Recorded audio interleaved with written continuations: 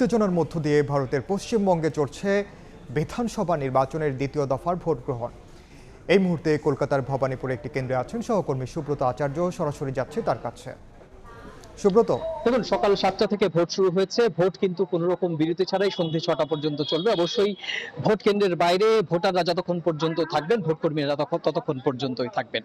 মোটের ওপর এখনো পর্যন্ত শান্তিপূর্ণ, উৎসব মুখর পরিবেশ এবং সুষ্ঠু এবং অবাধ নির্বাচন অনুষ্ঠিত হচ্ছে, এমনটি কিন্তু রাজনৈতিক দলের পক্ষ থেকে বলা হচ্ছে। এবং নির্বাচন কমিশন এখনো পর্যন্ত কঠোর নিরাপত্তার মধ্য দিয়ে যে চলমান যে ভোট প্রক্রিয়া সেটি তারা চালিয়ে যাচ্ছে। এখনো পর্যন্ত প্রথম 6 ঘন্টায় নির্বাচন কমিশনের দেয়া তথ্য ভোট পড়েছে 61.11%। সবচেয়ে বেশি ভোট হয়েছে পূর্ব বর্ধমানে, সেখানে 68% ভোট পড়েছে দুপুর 1টা পর্যন্ত। এবং সবচেয়ে ভোট কম পড়েছে যে কেন্দ্রটিতে এই মুহূর্তে রয়েছে আমি দক্ষিণ কলকাতায় সেখানে 57.17% ভোট পড়েছে।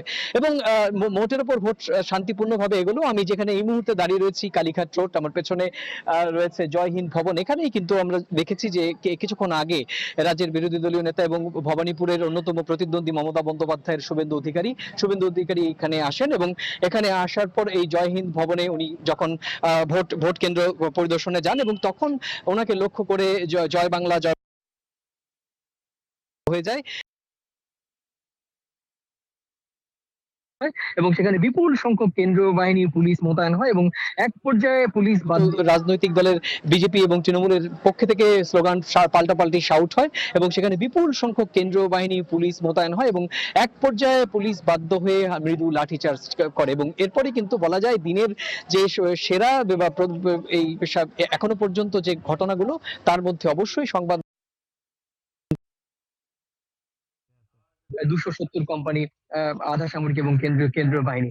নির্বাচন কমিশন বলেছে ভোট অবাধ শান্তিপূর্ণ করার জন্য যতটা প্রায় 270 কোম্পানি, আধা সামরিক এবং কেন্দ্রীয় বাহিনী।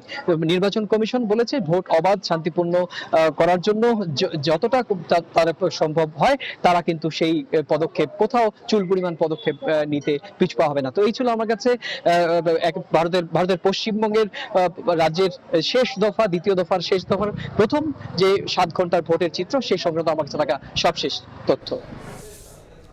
ছিলাম কলকাতায়।